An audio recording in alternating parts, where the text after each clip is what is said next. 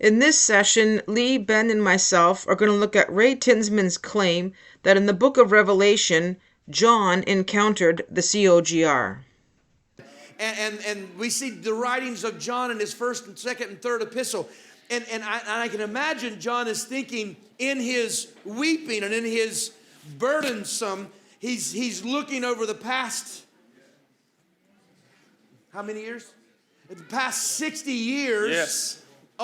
Of his ministry, which is a long time, and they know the battle that they won at Ephesus, and they know, the things that the accomplishments and the binding of the dragon, and then all of a sudden they're beginning to see grievous wolves creep in. Paul's already dead. Peter's already dead. He's alone. And then while he's looking, 90s probably, or 80s or 90s, he's old, and then while he's looking, he hears a voice behind him. Yes. Which causes him to look in this direction. And imagine, I'm doing this on purpose because of how the chart's laid out. So he's looking this way, and then the voice behind him causes him to turn around.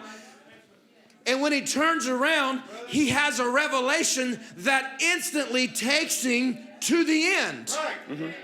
And from the end, he's able to write what has happened. So he went to the end of the event before the event happened through Revelation. He went to the end of the event. He met us, yes, saw sir. the church, and began to write about the things that had happened from the time he physically was in to the time that he was in by revelation. That is wonderful. I've heard this account a couple of different times, and it isn't always consistent, although it's consistent enough to recognize it. And one time I heard it, Ray was kind of joking afterward, immediately afterward, saying, "Well, maybe I went too far there," or whatever. And then somebody, of course, said, "Oh no, brother, that was pretty good." But I've certainly heard him preach it seriously as well, and that raises a number of questions. Is there such a thing as time travel where John is going to move and actually sit at the back of one of the churches? I think it was the Warsaw Church was the one that was mentioned. He's going to sit in the Warsaw congregation and listen to them as they preach? Or is that mythological? And we know that the ministry apparently gave him the book of Revelation. What do you do with stuff like that?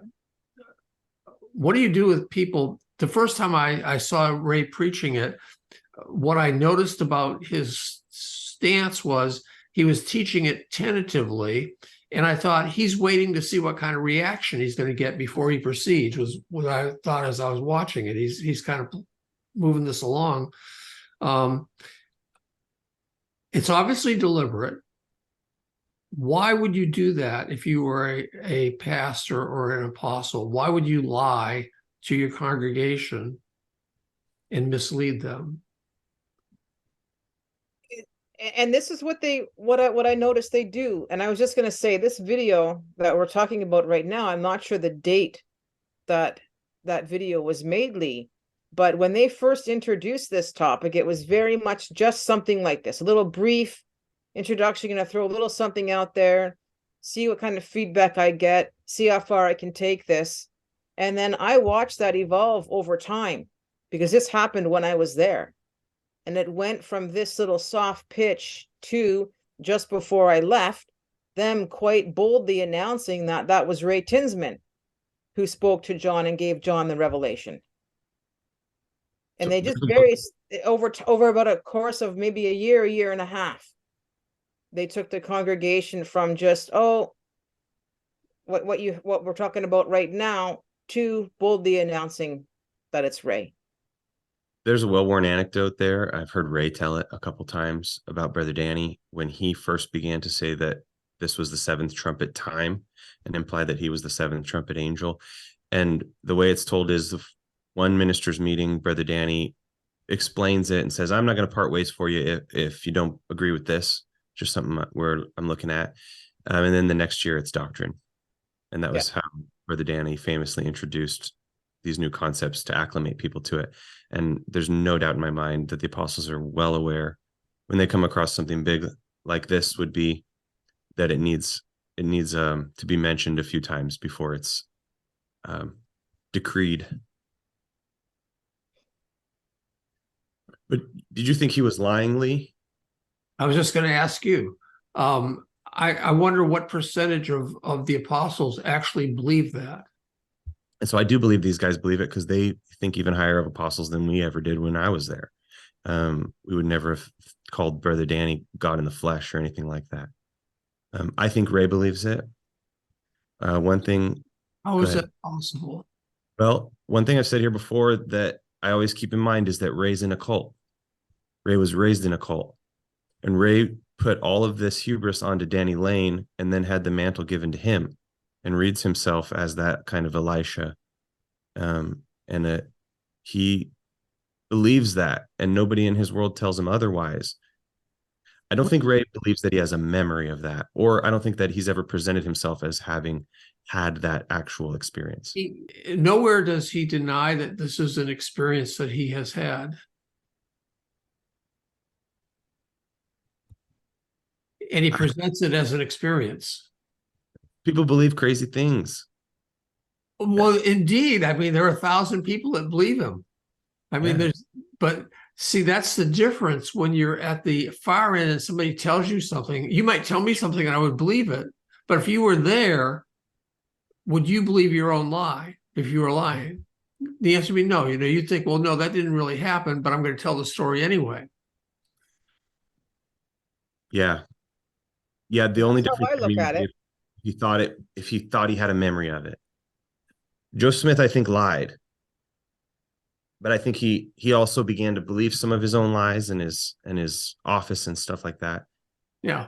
I don't think Ray's a liar like Joseph Smith was a liar. I think Ray is wrong and too religious and in a cult. That's my take on him.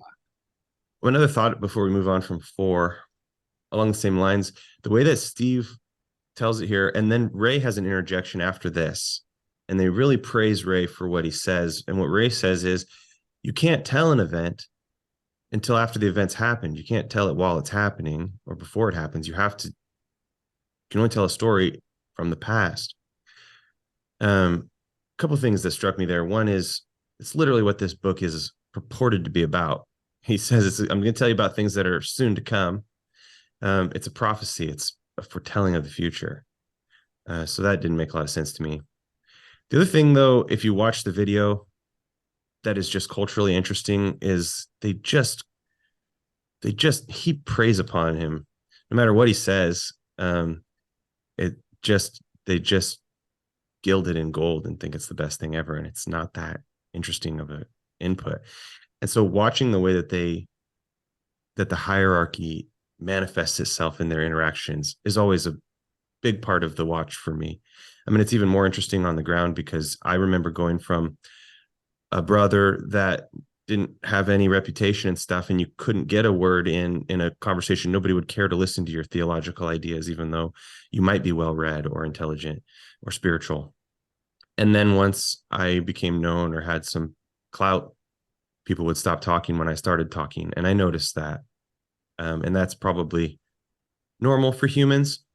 But I hope we're getting to the part where Steve talks about the leaders aren't where you are on purpose. We don't live where you are. We're not like you.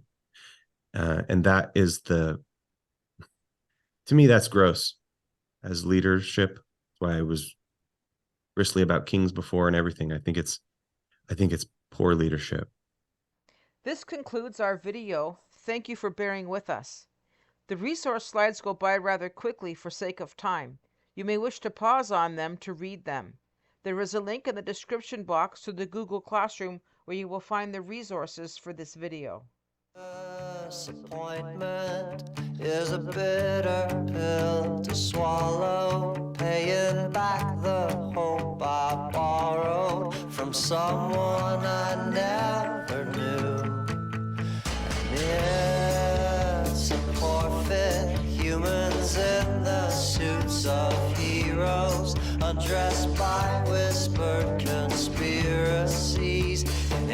quest for the truth. But if the truth is what you're looking for, you don't get to choose the answers anymore. So tell me, do you really still believe that the truth will set you free? I do. I do. Someday, well, if the truth